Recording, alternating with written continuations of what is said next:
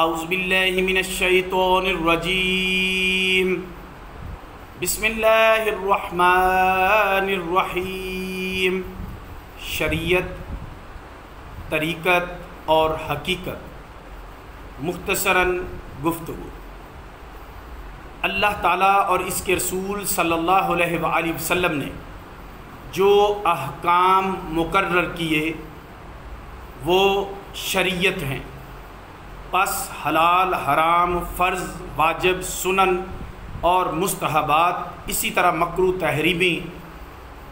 مکروہ تنزیہی اور خلاف اولا، یہ سب شریعت ہیں۔ شرع کا معنی ہے راستہ۔ اللہ اور اس کے رسول نے بندوں کے عمل کرنے اور بعض اعمال سے رکنے کا جو طریقہ مقرر فرمایا ہے وہ شریعت ہے۔ علامہ میر سید شریف علی بن محمد جرجانی لکھتے ہیں، جو سیرت ان لوگوں کے ساتھ مختص ہے جو اللہ کی طرف چلتے ہیں، منازل طے کرتے ہیں اور مقامات میں ترقی کرتے ہیں، وہ طریقت ہے۔ اس کی تفصیل یہ ہے کہ جب کوئی شخص کسی شیخ کے ہاتھ پر بیعت کرتا ہے، وہ اس سے پچھلے گناہوں پر توبہ کراتا ہے اور آئندہ کے لیے اس سے اس پر بیعت لیتا ہے کہ وہ دائماً گناہوں سے مجتنب رہے گا، تمام فرائض اور واجبات ادا کرے گا، جو فرائض اور واجبات چھوٹ گئے ہیں ان کو قضا کرے گا اور ان کلمات کے ساتھ استغفار کرے گا، اور اس طرح اور ان اوراد اور وظائف پڑھے گا، اور اس طرح اور اتنے نوافل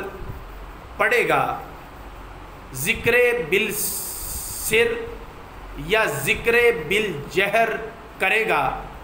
یعنی خفی ذکر کرے گا اور جہری ذکر کرے گا، اس کو سلوک کہتے ہیں، اور اس پر عمل کرنے والے کو سالک کہتے ہیں۔ اس سلوک پر عمل کرنے سے اس کے دل سے گناہوں کا زنگ اتر جاتا ہے اور غفلت کے حجابات زائل ہو جاتے ہیں، اور وہ دن بدن اس راہ میں ترقی کرتا رہتا ہے حتیٰ کہ اس کو معرفت حاصل ہو جاتی ہے۔ معرفت کا معنی یہ ہے کہ وہ اللہ تعالیٰ کی صفات کا مشاہدہ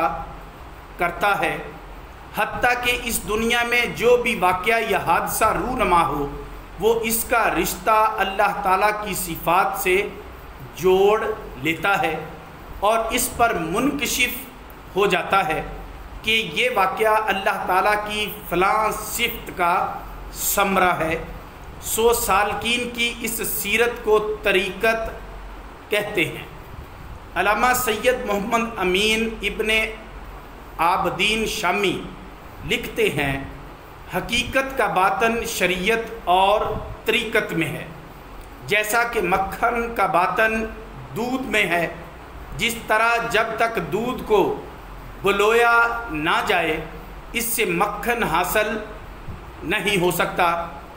اسی طرح جب تک شریعت اور طریقت پر عمل نہ کیا جائے اس وقت تک حقیقت تک رسائی نہیں ہو سکتی۔ ملا علی قاری لکھتے ہیں، ظاہر احکام پر عمل کرنا شریعت ہے اور یہ عام لوگوں کے لیے ہے، اور شریعت کے باطن پر عمل کرنا طریقت ہے اور یہ خاص لوگوں کے لیے منہاج ہے، اور شریعت کا خلاصہ حقیقت ہے، اور یہ عکس الاخواص کی معراج ہے۔ شریعت کا تعلق ابدان اور اجسام سے ہے اور طریقت کا تعلق دلوں سے ہے، یعنی دلوں میں علوم اور معرفت کا حصول، اور حقیقت کا تعلق ارواح سے ہے، یعنی حق کو دیکھنا اور اس کا مشاہدہ کرنا، اور یہ بھی کہا گیا ہے کہ حقیقت مشاہدہ ربوبیت ہے، وما علینا الا البلاغ المبین۔